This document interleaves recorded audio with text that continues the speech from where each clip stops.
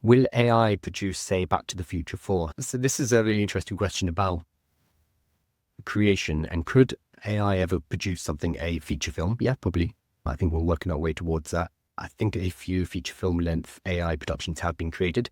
They're not very good, but they're interesting as an experiment.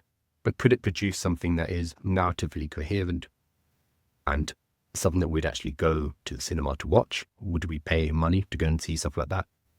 I think in this particular question, you're saying Back to the Future 4 is really interesting because that's a sequel. A lot of Hollywood, a lot of media, so books and TV, film, a lot of it is sequels. It's stuff that is based on other stuff. It is not original. So AI is in a really good position to build on that. So let's say, think of a long-running series. I was about to say Terry Pratchett, but I wouldn't do that to his memory.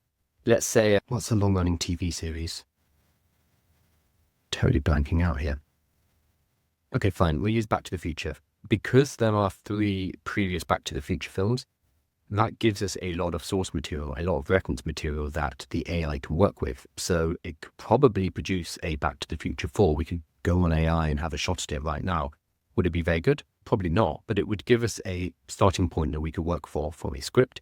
And then from that script, we can start to produce images, and then from the images, etc., we can produce video.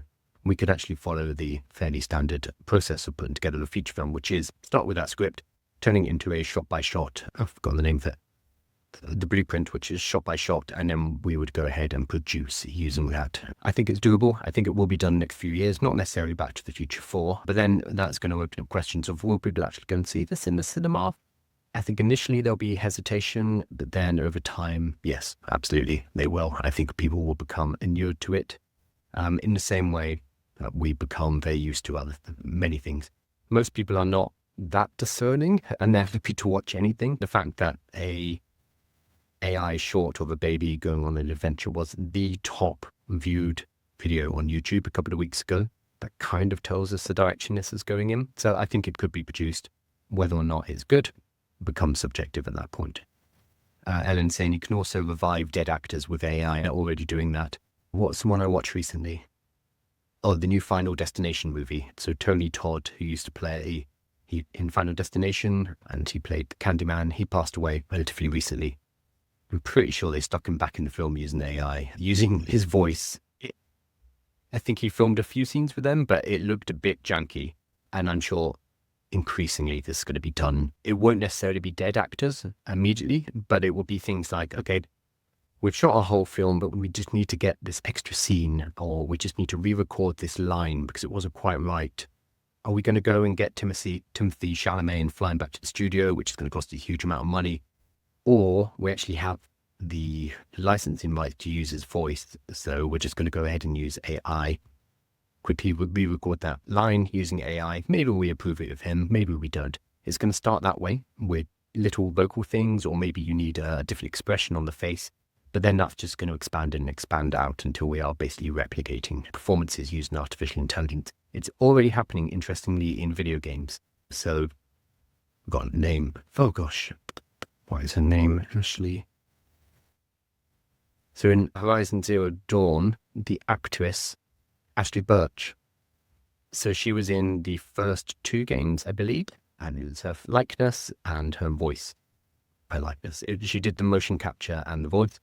Her performance has then been replicated in a spin-off game in the series using artificial intelligence because she signed away the rights to her voice, basically. So as an actress, she does not get that gig. She may get residuals from the use of it, but it means they did not need her to complete the performance. So that's already happening in video games, which is a layer abstract from reality. I'm sure we'll see it in animation and then in feature films and very quickly. Wow, the Black Mirror episode touches on this acting thing. Yeah, so increasingly, if you go back and watch old 2s of Black Mirror now, a lot of it is not that far off. Like the one about keeping your loved ones alive by having an AI avatar. I've seen several AI startups who are doing this. And I wonder if anyone has said to them, hey, this is a Black Mirror episode. This is probably a bad idea. But yeah, Black Mirror is, and science fiction as a whole, is a good place to source ideas for AI startups, even if they're slightly dystopian.